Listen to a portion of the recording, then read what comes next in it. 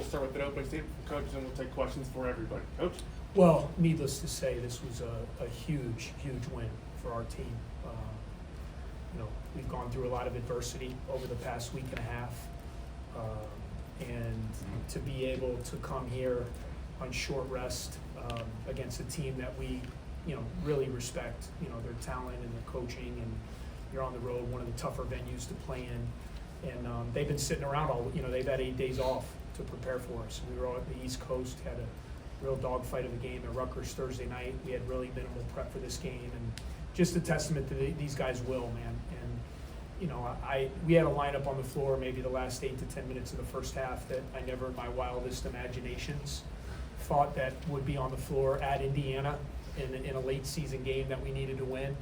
But credit to those guys, man. When Boo and Brooks were in foul trouble, Ryan was in there with Matt. We had Nick and Blake Smith and Justin Mullins. I thought that stretch of the game, for us to go to half up 8, was a huge stretch of the game. And then, I thought we played really well in the second half, got the lead to 16, and then give Indiana credit. They scattered the game a little bit. We made some mistakes. We missed a couple layups. They hit a couple threes. Now all of a sudden you're in a game and the crowd's in it, which makes the game pressure really big. This guy stepped up, I think made 6 big free throws. Boo made 4 out of 6. Then, obviously Brooks, they cut it to 3. There's a lot of game pressure. You got to go up and at least hit 1, and that was a big free throw to seal the game. So, huge win for us. Really proud of these guys. Road wins are precious in this league. Guys, it's crazy in the Big Ten this year. I think they just said on the radio there's only been like 30 wins on the road out of over 100 games, which is crazy how hard it is to win on the road. And we're going to cherish this one. We're going to get ourselves rested up and get home and get ready for the next. First question is right here. The second chance opportunities for you guys, I mean, it's pretty much just how you guys were able to get yourself back into it. I mean, how important is that, especially throughout the entire rest of the game? Yeah, I mean, whenever you can get a second chance to make bucket, it's huge. It makes them have to play defense longer, it makes them get more tired, and lets us set up so they don't get a second look at things. So whenever you can get that offensive rebound and get that second look, you got to just capitalize on it. It's like free basketball right there. Yeah.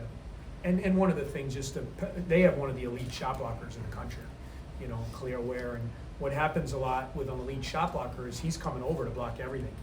And one of the things we talked about with our bigs was, guys, be ready on the backside, because if he isn't able to block the shot and the shot is missed, you're a free rebounder on the backside. And I thought that was a big reason Matt, had free reign when he was coming over to block shots, to be able to get to the offensive board and get 7 big ones. But 14 offensive rebounds is huge, and then only turn it over 3 times. I mean, those are 2 huge stats to the game.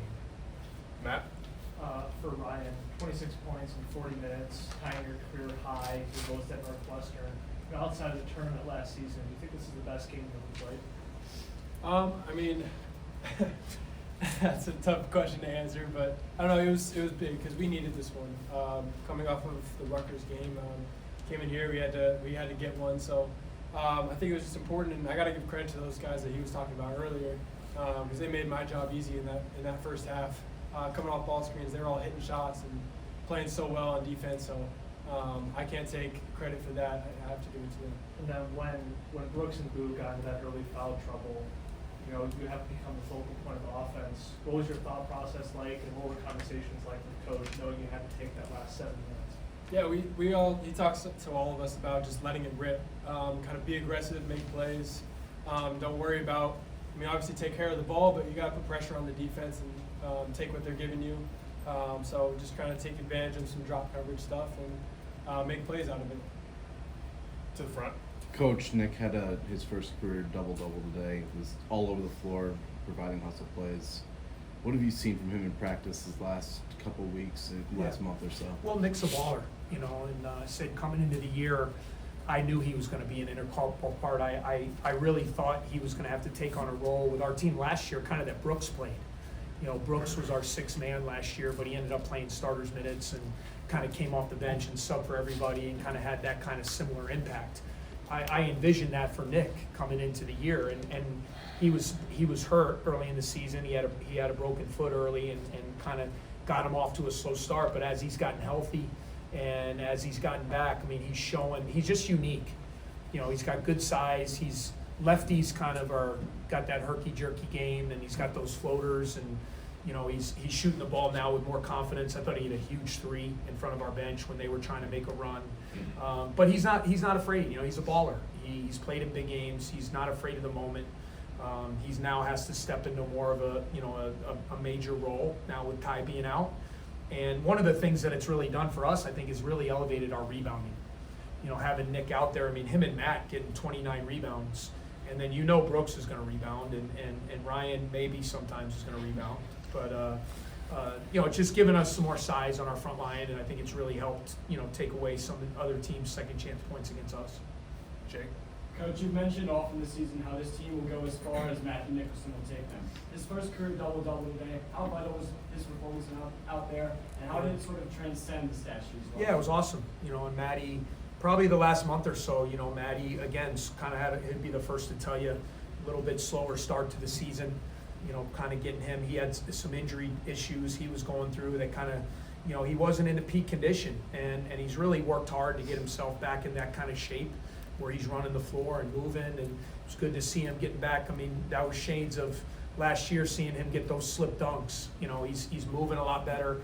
I think because of that, his confidence is growing. His little jump hook there at the end of the game was one of the bigger shots of the game. But he's our presence. We need his physicality. He protects our basket with shot blocking.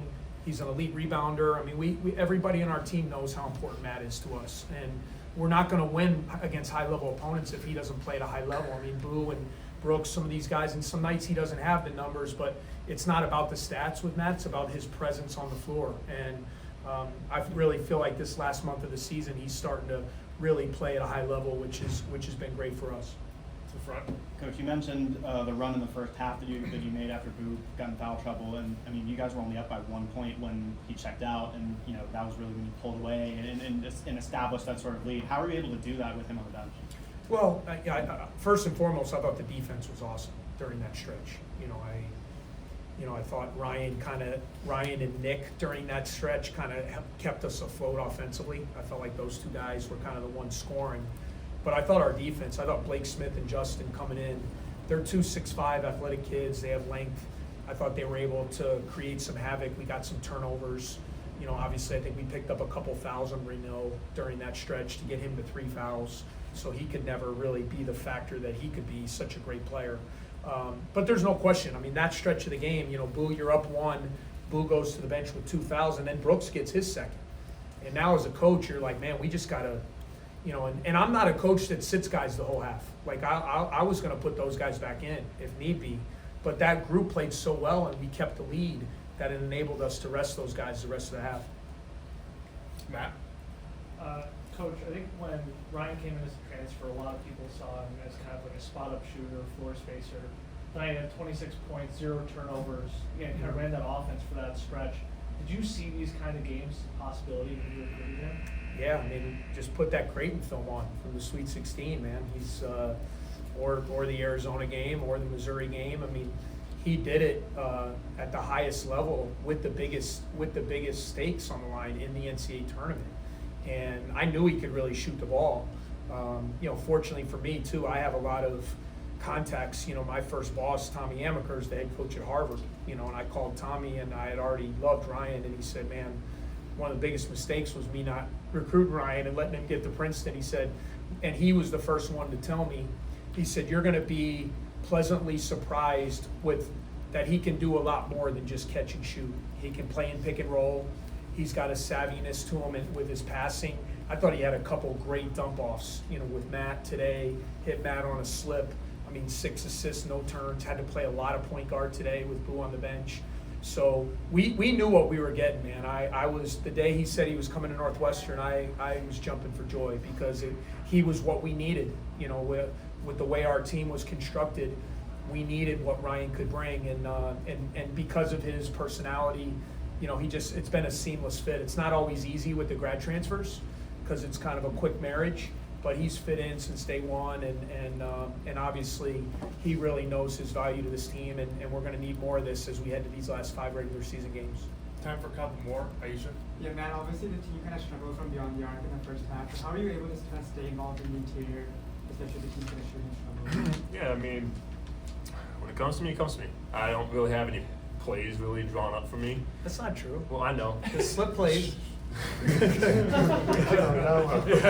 Wants to keep it a secret. But I just try to do as much as I can. Like Coach just said, a lot of the dump offs that got to me, I just was able to finish those in the first half when we were struggling and get stops on the defensive end, which helped us a lot. Last question.